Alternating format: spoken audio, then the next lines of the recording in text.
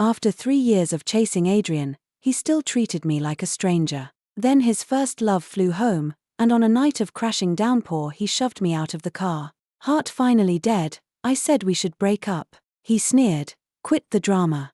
You can't survive without me." I spun around and dialed his mortal enemy. "Julian, that marriage proposal you made, does it still stand?" A low, delighted laugh rumbled through the line. "It stands. Drop me your pin, future wife. I'm coming to collect you." Later, Adrian knelt bloodshot-eyed, begging me to take him back, while Julian curled an arm around my waist and grinned like a shark. "Dylan, say hello to your auntie." Chapter 1. Behave in the downpour. Rain came down in sheets, hammering the windshield with dull, metallic thuds. The air conditioning was on full blast. I huddled in the passenger seat, still wrapped in Adrian's suit jacket. We'd just left the tasting for our engagement dinner when the phone erupted. He glanced at the screen, and the cool mask he wore cracked, showing a flicker of raw anxiety. Vivian. The white moonlight, he could never forget the girl who could make him abandon a rehearsal dinner the instant she landed back in the country. He picked up. Her teary voice spilled through the speaker, thunder rumbling behind it. "Adrian, I'm scared. The power's out, the thunder's awful." His knuckles bleached around the steering wheel. "Don't be afraid. I'm on my way." Only after he hung up did he remember I existed. He turned, voice cold and matter-of-fact again. "Serena, Vivian's terrified of thunder. You know she's got a weak heart." I stared at the watery blur outside and felt my own heart sink, cold and heavy as lead. "So?" He frowned, annoyed that I dared push back. "I'm going to her. Get out at the next light and grab a cab." We were stopped under an overpass. In this deluge, cabs were extinct, and tonight was supposed to be about tasting cake for our wedding. "Adrian," I said, nails carving half-moons into my palms, "what if I say no?" "Serena." He slammed the brakes.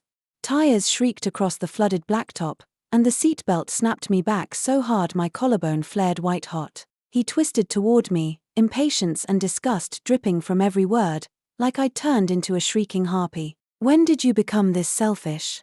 The woman's sick. Can't you be generous for once?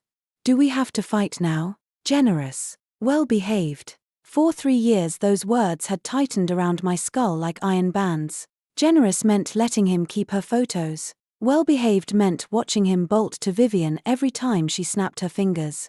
"Get out." The two syllables cracked like ice, no room for negotiation. Outside, the rain looked ready to drown the city. I unbuckled, slid off the jacket still warm from his body, and folded it, slow-motion ceremonial, onto the seat. He didn't spare me a glance, fingers drumming the wheel. "Hurry. She's waiting." I opened the door. Rain exploded in, soaking my silk skirt in an instant. The cold bit straight to bone. I stood there, dripping, staring at the man inside. He didn't bother with a "stay safe."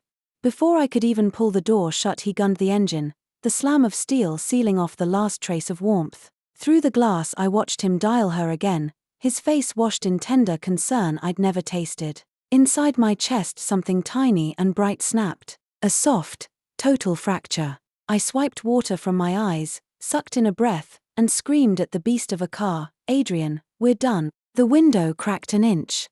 His handsome, heartless face appeared, mouth curled in mock pity. "Serena, how many times are you going to play this game? Quit whining. Without me you'd fall apart. When you learn to stop throwing tantrums, maybe I'll come find you." With that, the black Maybach roared into the storm, claws of spray slapping me head to toe. I stayed on the curb, soaked, shivering, a stray dog in designer heels. Laughing until tears bled down with rain. 3 years. Even a dog learns to trust the hand that feeds. Adrian just doesn't own a heart. I fished my phone from my bag. Rainwater streaked the screen, making it stutter. Through trembling fingers I scrolled to a name that had slept in my blocked list for 3 years. Julian, the Riverdale Mad Dog tycoon, Adrian's sworn enemy, the same man I'd shot down and sworn never to see again. It rang once. "Who is this?" A gravel-rough baritone, just woken, irritation and menace coiled beneath. In the background, music, glasses clinking, somebody whooping. I steadied my voice until it didn't shake. "Julian." Instant, deathly hush like an unseen hand had killed every speaker in the room. Nothing but the man's thick breathing remained. Serena. Disbelief and something fiercer, something famished, threaded his voice. That proposal you tossed out last month, does it still stand? My eyes shut. Rain hammered my lashes. This time I was betting everything. A lighter snapped, flaring. Then came his low, savage laugh, smoke, velvet, promise, threat. It stands. Send me the pin. I'm coming to fetch my fiancé. # Chapter 2. How a Mad Dog Enters. The location bubble had barely left my phone when an engine howled through the rain, barbaric, lawless. A red Ferrari burst into sight, ripping the wrong way up the street, a crimson lightning bolt straight at me. Julian's car. In the whole city, only he drives like the road owes him money. At the last second he flicked the tail, slewing sideways, showering me with mist before stopping heart-stoppingly close. Door kicks open. A black golf umbrella springs up against the deluge. He steps out barefoot, black silk shirt unbuttoned 3 deep, tattoos licking the hollow of his throat. Water soaks the cuffs cascading over his bare feet. He couldn't care less. Those fox-slant eyes swirl with something I can't read, feral hunger, savage joy, and a tremor of caution. He tilts the umbrella until I'm under its roof, his own shoulder abandoned to the rain, drenched in seconds. What the hell happened to you? Disgust in the words, gentleness in the fingers that strip off the shirt and drape it around my shaking frame, tobacco, skin heat, shelter. I blink through wet lashes. Got bitten by a dog. He blanks, then throws his head back and roars with laughter. Ha. Good. Serves the mutt right. Rough thumb swipes water from my cheek, callous rasping. Serena, climb aboard and there's no lifeboat. You sure? I fist the shirt tighter around me and nod. I'm sure. He lifts me clean off the asphalt, cradles me into the Ferrari's passenger bucket, straps me in with a possessive snap, brutal but careful. Headlights knife through the curtain of rain behind us. Adrian's Maybach. Something, her meds, or a twinge of conscience, has driven him back. The black sedan glides to the curb. Window glides down. Adrian's gaze crashes into me, flushed, furious, then shifts to Julian, who's rounding the hood with a predator's grin. Serena. What do you think you're doing? Adrian storms out, finger stabbing air. So this is your breakup? You leap straight into that psycho's car?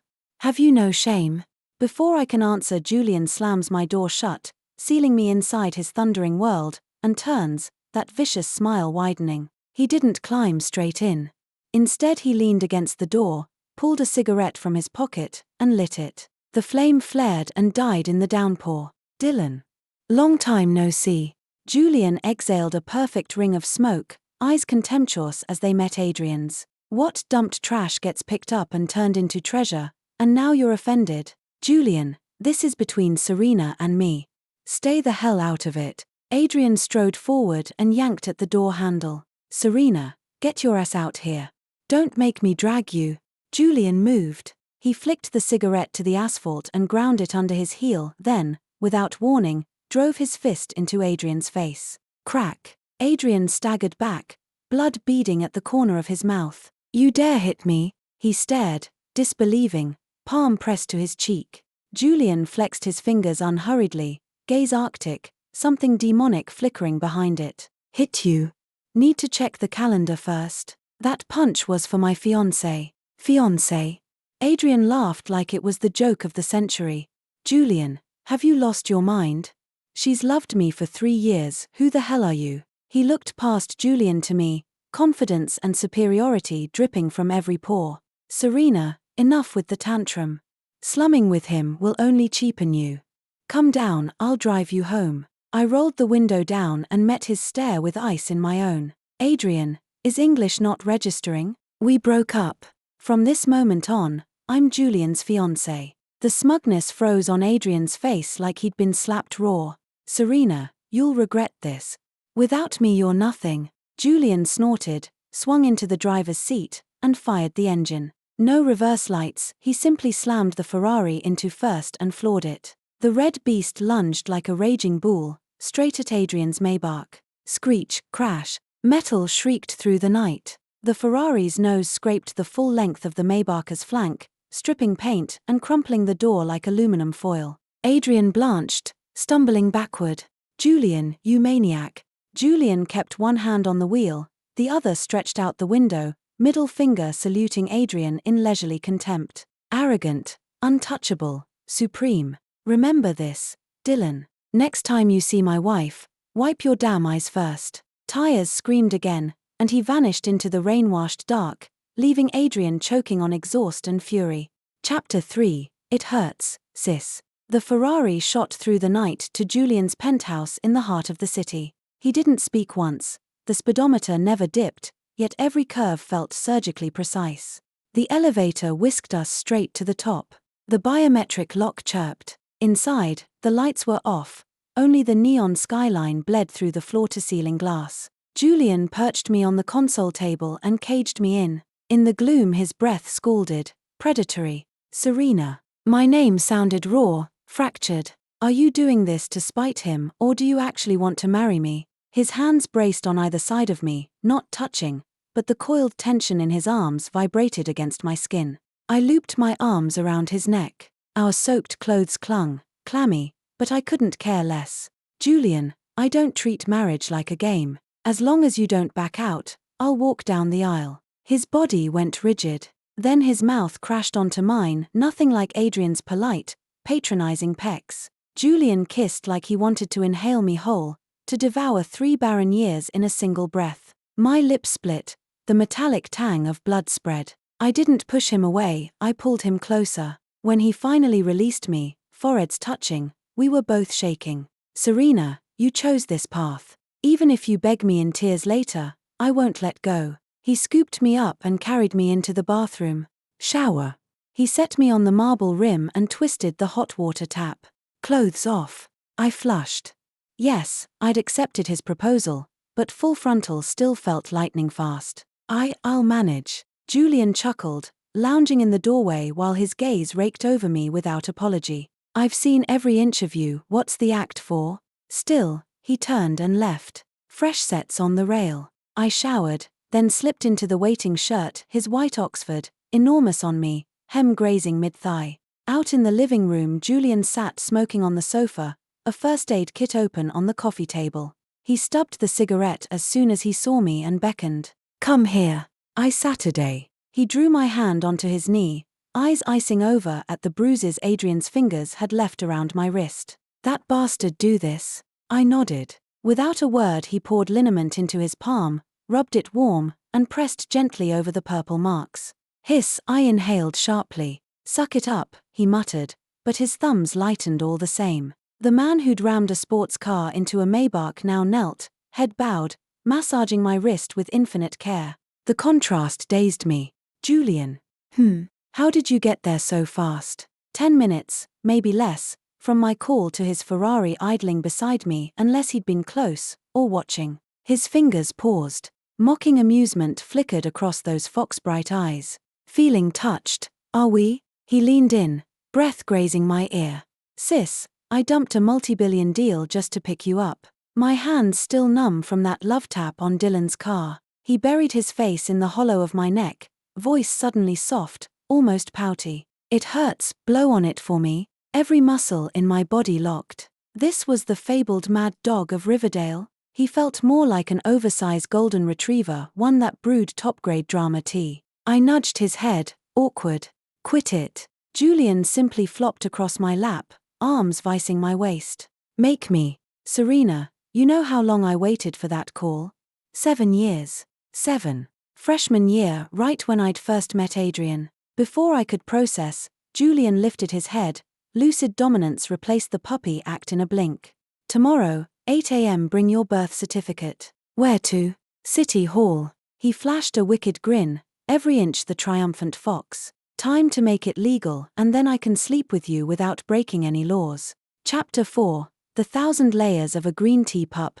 Paypoint. Morning, sunlight brutal. I woke curled against Julian's chest. He slept motionless, lashes absurdly long, nothing like the waking madman. The moment I shifted, his arm cinched tighter. Morning, wife. Voice sandpaper rough, decadently lazy. I'm not your wife yet, no certificate, no deal, I grumbled, cheeks burning.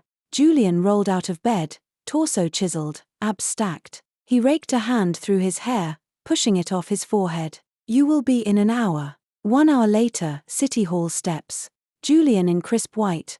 I wore its twin, unplanned couple shirts. Photos, signatures, stamps, everything slid through like fate itself had greased the rails. When the clerk slid the 2 red booklets across the counter, I stared, dazed. Married, just like that. To Adrian's sworn enemy. Outside, Julian retrieved a thick folder from the car and slapped it into my arms. What's this? I opened it, and my jaw dropped. Deeds, share transfers, trust funds, portfolios, every asset he owned. Beneficiary lines already signed. Serena. Bride price gift, he said. Julian had one hand in his pocket, his tone as casual as if he were handing over a head of cabbage. My entire fortune. If it's not enough, I'll go earn some more. My hands were shaking. This wasn't a bride price gift. He was handing me his life. Julian, this is too much. I can't. Take it. He cut me off, eyes deadly serious. That idiot Adrian doesn't know treasure when he sees it. He treated you like straw. But to me, you're priceless. These things just give you. From now on, buy whatever you want, bully whoever you want. If anything goes wrong, your husband will clean it up. My throat suddenly ached. After 3 years of Adrian grinding me down, I'd almost forgotten how it felt to be cradled in someone's palm. Julian reached out and pinched my cheek. Why the tears? You look a mess. Disgust in his mouth, but his fingers gently wiped the tears away. Come on, let's go home. Which home? Our home. That night Julian had my things moved straight out of Adrian's apartment and into his mansion. Adrian wasn't around, probably still with Vivian. The movers said the butler tried to stop them, so Julian rang him up. Won't let them move? Then I'll have the house torn down. The butler nearly wet himself and waved them through.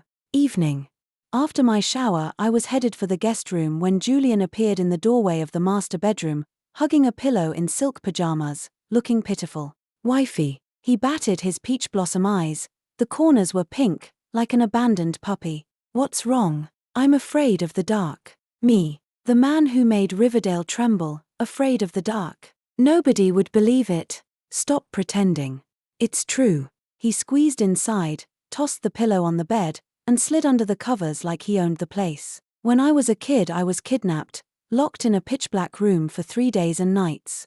Left a scar. He said it with such conviction, a perfect glimmer of fear in his eyes. I couldn't tell if it was real. My heart softened anyway. Then you sleep here. I'll take the guest room.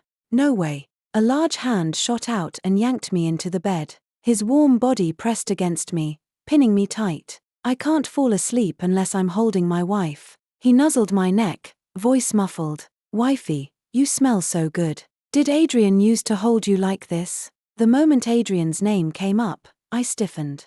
No. Adrian hated that I didn't wear perfume, said I had no scent.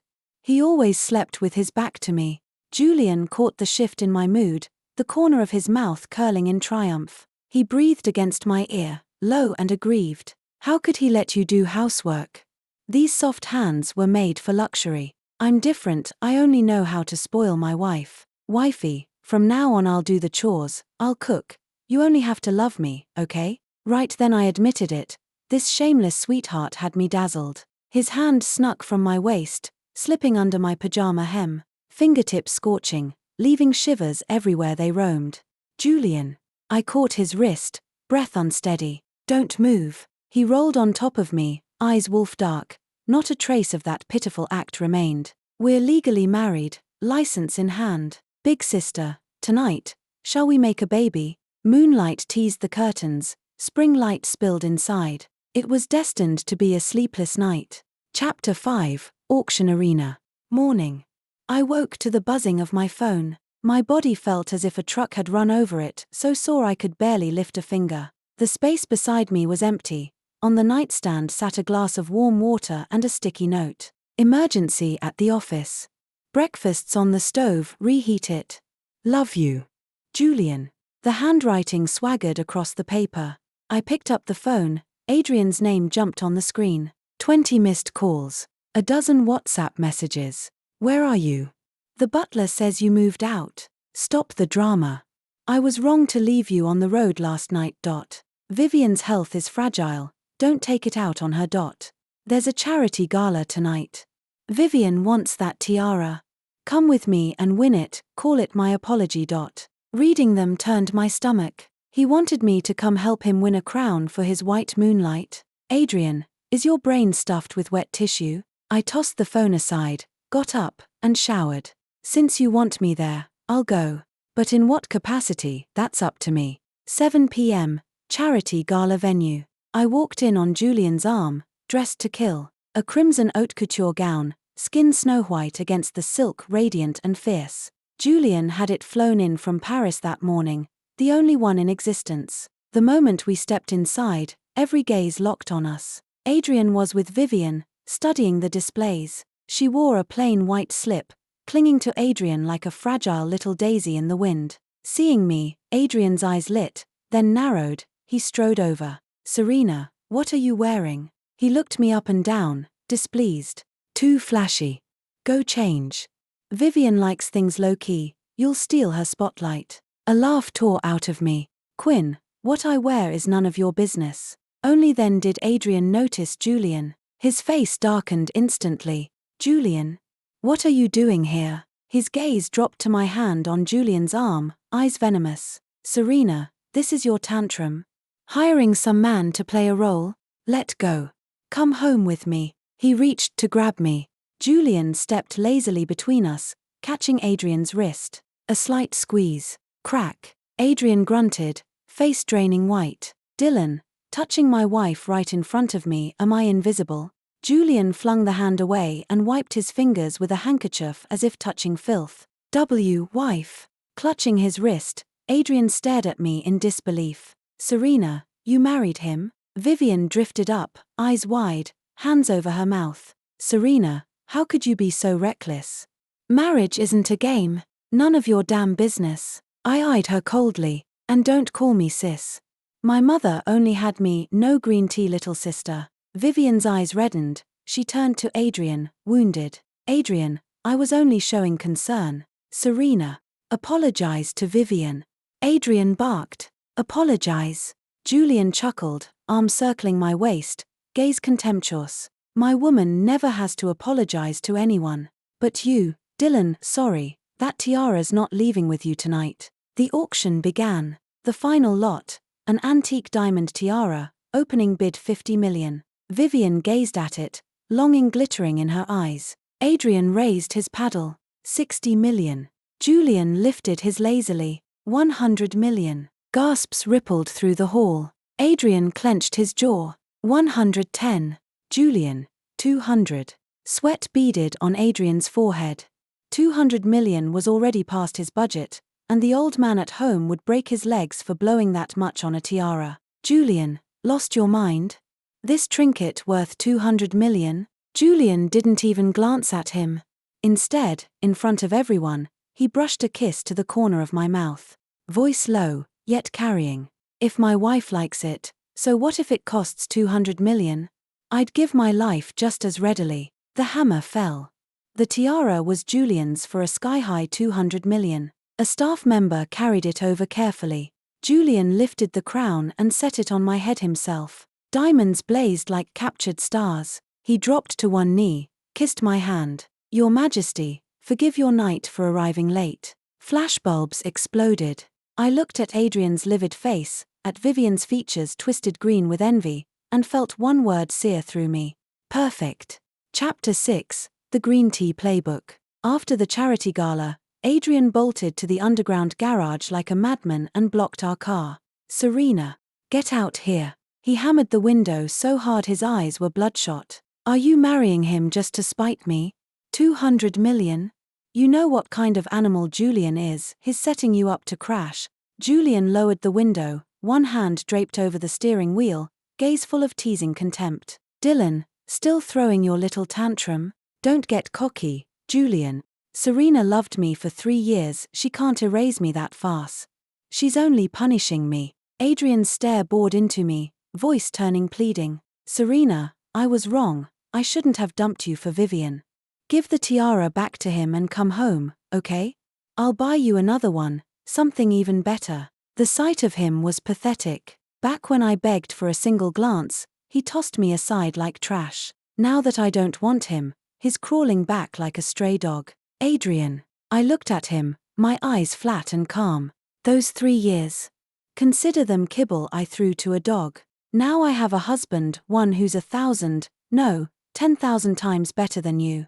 Also, stop stalking me, or else. I turned to Julian and gave him a sweet smile. Honey, you'll take out the trash for me, right? Jamie's eyes were full of indulgence. Of course. Your wish is my command, Mrs. Vance. He glanced at Adrian and the warmth vanished, replaced by icy bloodlust. Dylan, did you hear that? Call her auntie. Or should I help you relive the night 3 years ago when you knelt and begged for mercy? Adrian's face went chalk white, as if some nightmare had resurfaced, and he instinctively stepped back. Julian gave a cold snort, rolled the window up, and sped away. Inside the car, Julian suddenly rested his head on my shoulder. Wifey, was I cool just now? The big begging for praise. I stroked his hair. Very. Then where's my reward? He tapped his lips. I leaned in and gave him a peck, resigned. Too perfunctory. He grumbled, then cupped the back of my head and deepened the kiss. Big sister, don't look at any other guys from now on, especially that sterling trash. I get jealous. When I get jealous, I want to kill. A real flicker of madness crossed his eyes as he said it. My heart skipped. I knew he wasn't joking. This man loves with obsession and insanity. But I'm not afraid. Because that madness burns for me alone. Chapter 7. A surprise at the Sterling family banquet. A few days later, the Sterling patriarch's 80th birthday. As Riverdale royalty, the Sterlings invited every bold-faced name in the city. Adrian sent an invitation addressed precisely to Mr. and Mrs. Vance. An obvious trap. I wanted to decline, but Julian twirled the card, smiling ominously. Go, why not? Perfect time to deliver a gift to the old man. Night of the banquet. The instant Julian and I appeared, every gaze snapped to us. Adrian stood beside the patriarch, his expression dark the moment he saw us. Vivian was at his side, playing hostess. Serena, you're here. Rowan approached, smile dripping false kindness. Now that you're married, learn some wifely decorum.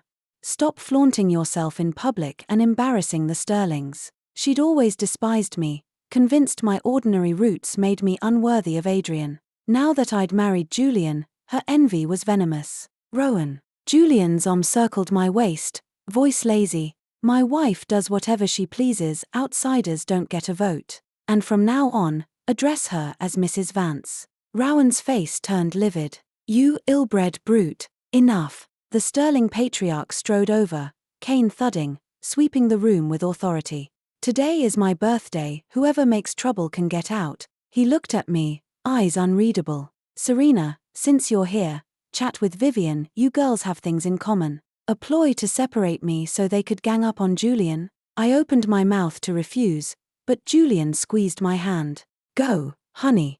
Don't tire yourself. His eyes promised it was safe. I walked to the lounge area. Vivian glided over with 2 champagne flutes, champion's smirk in place. Big sis Serena, see? Adrian still obeys Grandpa. Grandpa said, as soon as I give him the first great-grandson, I'm in. You, on the other hand, married a psycho once he's bored, you're scrap paper. She offered a glass. Drink to your luck. I stared at the bubbly, coldly amused. Such kindergarten tricks. I accepted the flute, then flicked my wrist. Splash. The entire drink drenched Vivian's snow-white couture gown. Ah! Vivian shrieked. Serena, what are you doing? The ruckus yanked every eye to us. Adrian rushed over and shoved me. Serena, are you insane? Why bully Vivian? I stumbled, almost falling, before a strong arm caught me. Julian's aura iced over. Adrian, which hand did you push her with? Confronted by Julian's murderous glare, Adrian flinched but stood his ground. She threw wine first, everyone saw. Vivian wept delicate tears. Adrian, don't blame sis. It's my fault, I shouldn't have bragged. Same old playbook. I watched their act with a frosty stare. Vivian, you know exactly what you slipped into that glass. Trying to drug me so I disgrace myself in public? Vivian's face twitched. You're lying.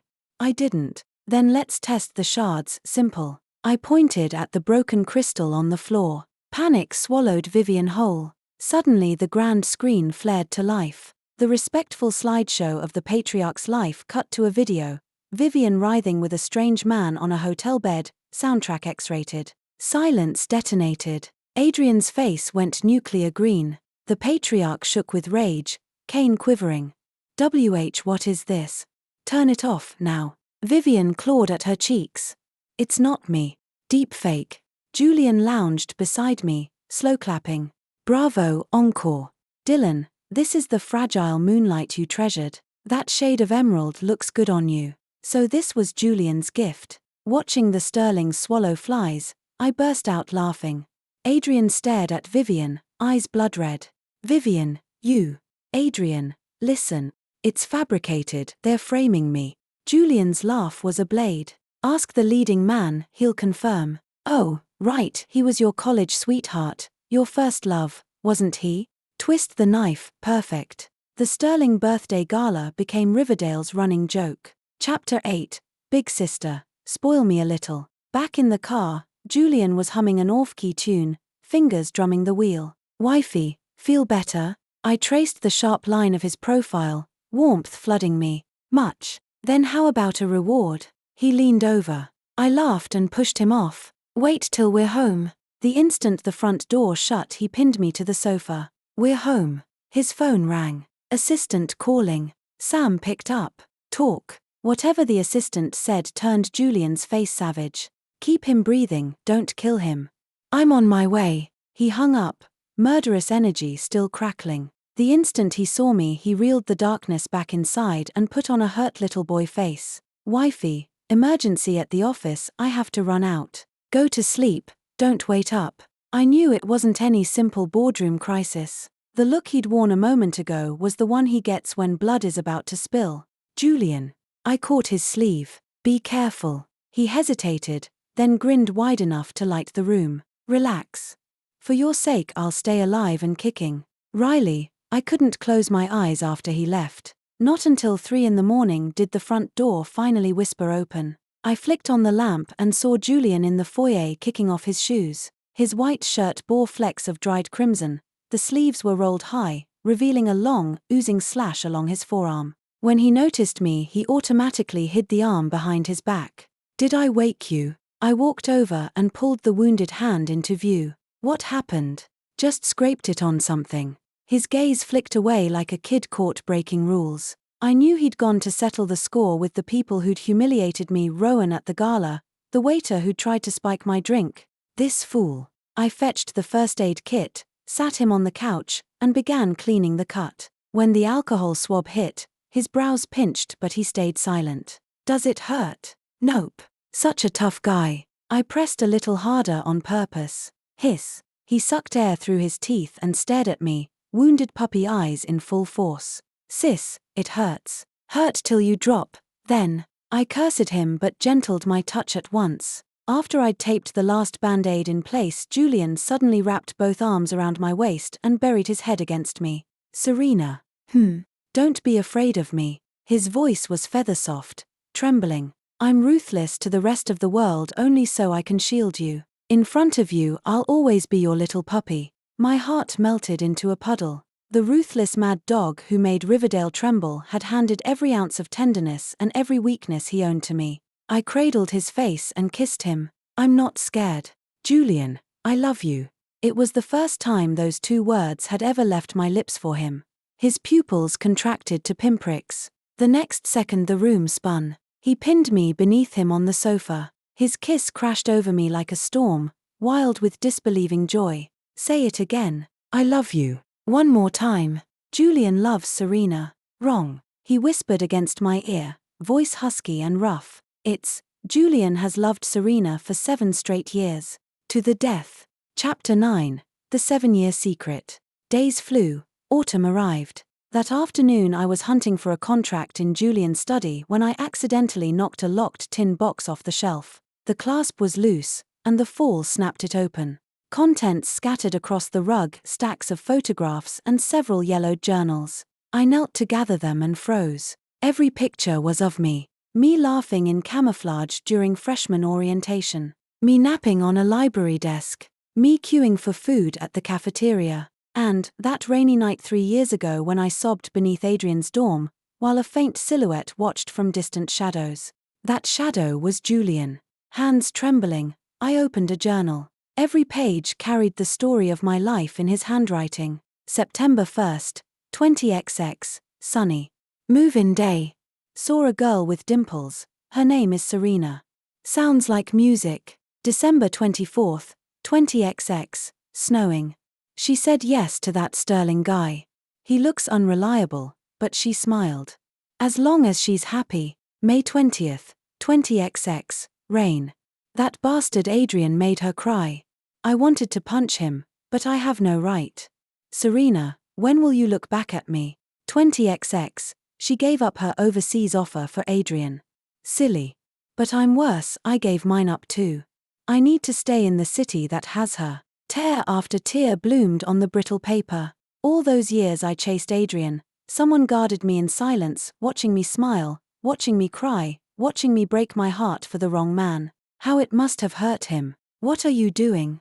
Julian's anxious voice sounded at the door. I lifted my tear-blurred gaze. Seeing the photos and diaries, his face went white. He strode in, trying to scoop everything up. Don't look, it's all nonsense. I flung myself into his arms and held on, sobbing uncontrollably. Why didn't you tell me sooner? Why didn't you storm the wedding and steal me away? His body stiffened, then slowly relaxed. He embraced me, chin resting on my head, voice bitter. Because back then your eyes were full of him. I was terrified that if I showed up I'd lose even the right to watch you from afar. Serena, I'm a despicable man. The night you called me, I was right around the corner. I watched Adrian shove you out of his car and barely stopped myself from beating him to pulp. I was gambling. Gambling that you'd finally give up on him, that you'd remember me. Thank God, I won. I tipped my head, kissing the moisture from the corners of his eyes. No, you won. Julian, thank you for loving me. Thank you for waiting. From this day forward, my eyes and my heart hold only you. Chapter 10, Endgame and Wedding. Under Julian's relentless pressure, the Sterling Empire finally buckled and filed for bankruptcy. Adrian was indicted for commercial fraud and faced years behind bars. Once the Sterlings crashed, Vivian scooped up Adrian's last liquid funds and vanished. They say Adrian lost his mind in lockup, rattling the bars and shrieking my name, insisting I still loved him, that everything was just a nightmare. I went to see him once. Through the glass he wore a prison jumpsuit, head shaved, cheeks sunken, a ghost of himself. At the sight of me he slammed against the partition. Serena, I knew you'd come. Get me out, please. I'm innocent. If you ask Julian to back off, I'll be free. Once I'm out we'll get married, okay? I'll never see Vivian again. I swear you're the only one. I gazed at his madness and felt only pity. Adrian, it's too late. The moment you chose Vivian and shoved me from your car we were finished. This ending is one you wrote yourself. I set the receiver down and walked away. Behind me his desolate howls echoed, but I never looked back. Outside, the sun blazed bright. Julian leaned against the Maybach, waiting. Seeing me, he stubbed out his cigarette, came forward and laced his fingers through mine. All settled? Yes. Then let's go home. A month later, Julian chartered a luxury cruise ship and threw me a wedding the world would remember. Sapphire sea, cloudless sky, flowers carpeting every deck. I floated down the aisle in white, arm hooked through my father's, toward the man who waited at the other end. Julian stood in an ivory tuxedo, so handsome I forgot to breathe.